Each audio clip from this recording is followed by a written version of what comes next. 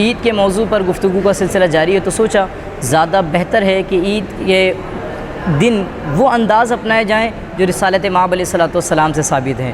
وہ بہت ساری چیزیں ہم اپنانے کی کوشش کرتے ہیں عید کے دن، یہ بنا لیا جائے، یہ کر لیا جائے، یہ پہن لیا جائے، تو کیا ہی اچھا ہو کہ اس عید انشاءاللہ جل ہم حضور علیہ السلام کی سنتوں کو اپنائیں۔ وہ کیا ہیں؟ سب سے پہلے علماء فرماتے ہیں کچھ سنتیں، حجامت بنوانا، مگر زلفیں بنوائیے، انگریزی والوں کو اپنے سے جدا کروائیے، ناخن ترشوانا، غسل کرنا، مسواک کرنا، اسی کے ساتھ ساتھ اچھے کپڑے پہننا، نئے نہیں ہیں تو کوئی بات نہیں، علماء فرماتے دھلا ہوا لباس پہن لینا، خوشبو لگانا، انگوٹھی پہننا، لیکن یہ بات یاد رکھیے انگوٹھی مرد کے لیے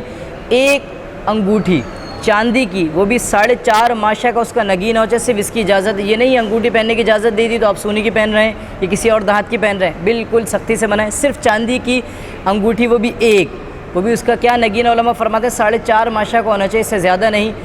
ایک ساتھ بہت ساری انگوٹھیاں بھر لی، بالکل علماء نے منع فرمائے ایسی انگوٹھی پہننے سے۔ آئیے آگے چلتے ہیں، نماز فجر مسجد محلہ میں پڑھنا،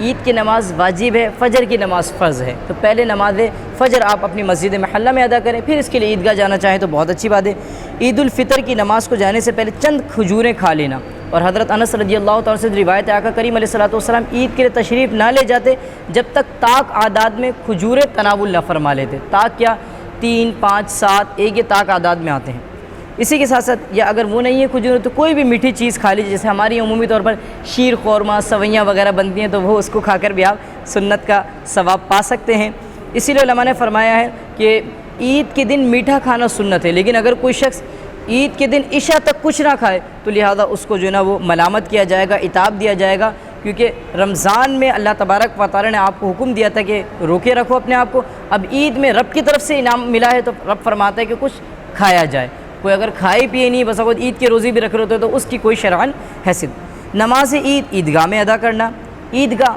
پیدل جانا، سواری پر جانے میں بھی حرج ہے، مگر جس کو پیدل جانے پر قدرت ہو اس کے لیے پیدل جانا افضل ہے، اور واپسی پر سواری پر آنے میں حرج نہیں۔ نماز عید کے لیے ایک راستے سے جانا اور دوسرے راستے سے واپس آنا۔ عید کی نماز سے پہلے صدقہ فطر ادا کرنا افضل تو یہی ہے، مگر عید کی نماز سے قبل نہ دے سکے تو بعد میں بھی دے سکتے ہیں، جو ہم پچھلی ویڈیو میں بیان کر چکے ہیں۔ خوشی ظاہر کرنا، یعنی کہ آپ لگے حشاش بشاش، اللہ کی طرف سے کوئی نعمت ملی ہے، اچھا اسی کے ساتھ ساتھ اگر کسی کے گھر میں انتقال وغیرہ ہو گیا ہے تعزیت کرنے جائیں، لیکن غم کی کیفیت نہ بنائیں کہ جو نا مثال کے طور پر اکثر ہمارے یہاں ہوتا ہے، جیسے کسی کا انتقال ہو جاتا ہے تو وہاں تعزیت کے لیے جانا کوئی مضائقہ نہیں ہے، بالکل جائیں، لیکن وہ تعزیت جو ہمارے یہاں جو تعزیت کے طور پر کہا جاتا ہے جاتے ہیں، ان کے غم کو دوبارہ ابھارا جا رہا ہوتا ہے، تو اس کی شرعاً جو ہے اجازت بالکل قطعاً نہیں دی جائے گی۔ آپ جائیں، اگر ان کی پہلی عید ہے تو ان کے لیے زیادہ اچھا ہے کہ قبرستان جا کر ان کے لیے اصالِ ثواب کا سلسلہ کر دیا جائے، اس سے بہتر ہے کہ گھر والوں کے پاس جا کر ان کو مزید غم کی کیفیت میں جو ہے نا مطلب ابھارنا۔